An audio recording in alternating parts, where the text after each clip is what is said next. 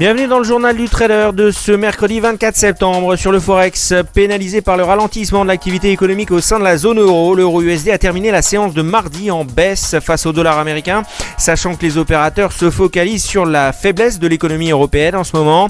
Il est possible que la publication de l'enquête IFO en Allemagne pousse le cours de l'euro USD à des plus bas en cas de nouvelle dégradation du climat des affaires outre-Rhin. D'après le consensus des économistes, l'indice du climat des affaires IFO devrait se replier à 105,8 en septembre contre 106,3 le mois dernier. Il s'agit là du 6e mois consécutif de dégradation du climat en Allemagne. Techniquement, considérant la dynamique baissière de l'euro USD, le biais baissier en dessous des 1,2920 cette semaine est maintenu. Mais la prudence est recommandée aux vendeurs car plusieurs éléments techniques indiquent un potentiel d'essoufflement suite aux pressions baissières à venir. Hier, il était recommandé de vendre à 1,2900 avec un stop de protection à 1,2935. Planet Options invite ses traders ayant suivi cette recommandation de placer leur stop au prix d'entrée afin de profiter d'une poursuite de la baisse de l'euro USD en cas d'une enquête IFO décevante ce matin. Objectif 1,2820 et 1,2760. Il est fortement conseillé de mettre en place des stratégies de vente sur cassure.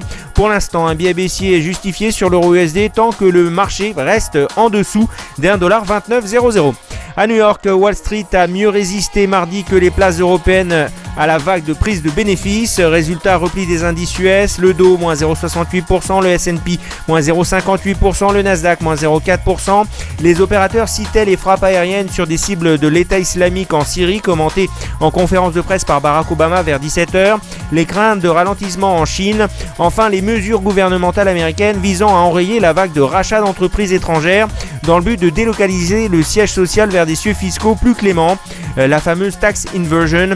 Parmi les nouvelles règles, les prêts d'une maison mère à ses filiales offshore ne seraient plus considérés comme des placements à l'étranger en détaxe, mais comme une opération à usage domestique. Cette mesure soulève déjà une tempête de protestations au sein des entreprises. C'est une grave entorse au mécanisme du commerce international et une restriction à la circulation des capitaux. Fin de citation. Aux valeurs, Alibaba moins 3%, Discovery moins 2,9%, Mattel et GameStop moins 2,3%, les rescapés Yahoo plus 1%, Apple plus 1,6%, Facebook plus 1,9%. À 10h15 ce mercredi, le S&P perd moins 0,58%, le Dow perd moins 0,68%, le Nasdaq perd moins 0,24%. En Europe ce mercredi, le CAC perd moins 0,01%, le DAX moins 0,18%, le FTSE moins 0,18%, l'Eurostock moins 0,13%. À Tokyo, le Nikkei a fini en baisse de moins 0,24% sur fond d'inquiétude liée aux frappes américaines en Syrie et de rebond du yen après un discours du Premier ministre Shinzo Abe s'inquiétant de l'impact de sa récente faiblesse sur l'économie. Le yen a repris plus 0,27% face au dollar qui se traite à 108 yens 60. Les investisseurs ont notamment pris leur profit sur les valeurs ayant récemment surperformé telles que les assureurs. Les exportatrices ont souffert du repli de la reprise du yen.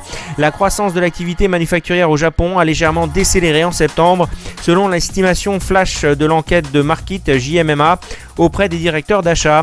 À la clôture, ce mercredi, le Shang a fini à plus 0,87% et le Hang Seng a fini à moins 0,49%.